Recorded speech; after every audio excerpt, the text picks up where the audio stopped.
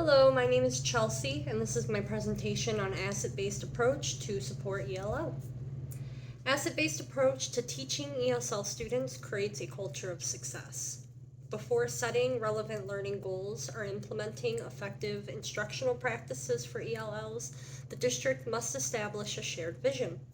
Schools must adopt strategies that foster and support individual culture because of the influences and competences it incorporates. A classroom dedicated to the study of the English language is impacted by a number of cultural factors.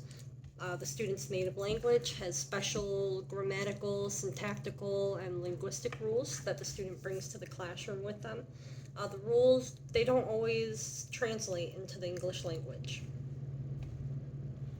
To be culturally and linguistically competent in the context of education means to be cognizant of and sensitive to one's own cultural identity, to appreciate and build upon the diversity of students and their families' backgrounds, and to be fluent in the languages of both those backgrounds and the students themselves. Social emotional learning is a fundamental part of learning and teaching. The collaborative for academic, social, and emotional learning defines it as how children and people learn to understand and control emotions, set goals, demonstrate empathy for others, meaningful relationships, and just make good decisions.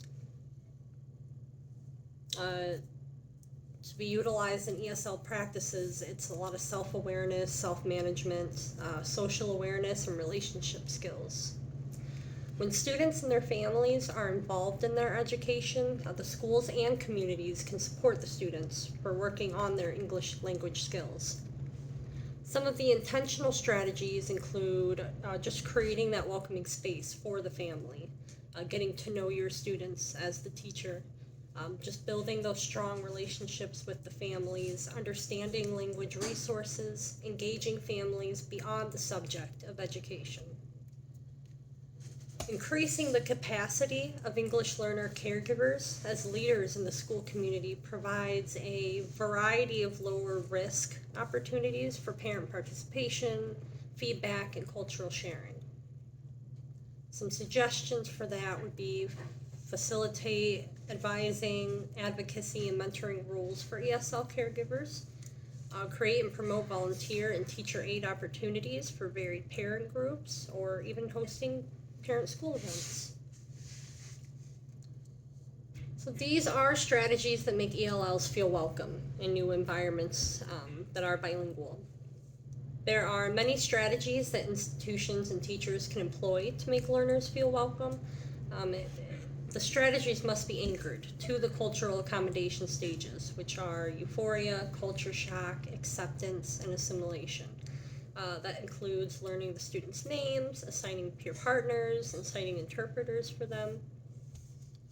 Other strategies that are inclusive, that foster a welcoming environment for the ELLs, they include defining clear minimum standards for behavior in the classroom and society, ensuring that the standards are enforced with consistency, dealing with low-level disruption in a sensitive manner that meets every individual's requirements, creating opportunities where every learner has a chance to express themselves.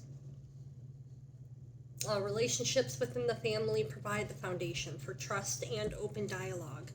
It's extremely helpful for gaining insight into the strengths and areas of improvement within our ELL student body. If you're a teacher of English to speakers of other languages, you might be wondering how best to collaborate with families of different nations. But with gradual integration, the process is quite easy. Families provide the learners with just that necessary motivation to allow them to succeed. Families and community members can play an important role in reinforcing what learners understand at home and in after-school programs.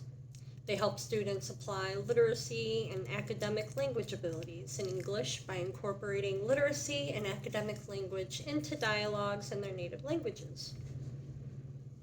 Family, community, and practices, they also provide assistance to schools in the development of a more comprehensive grasp of the requirements of students. It's facilitating access to more resources and enhancing educational opportunities. And it's just enhancing the learning experience of students in general. Thank you.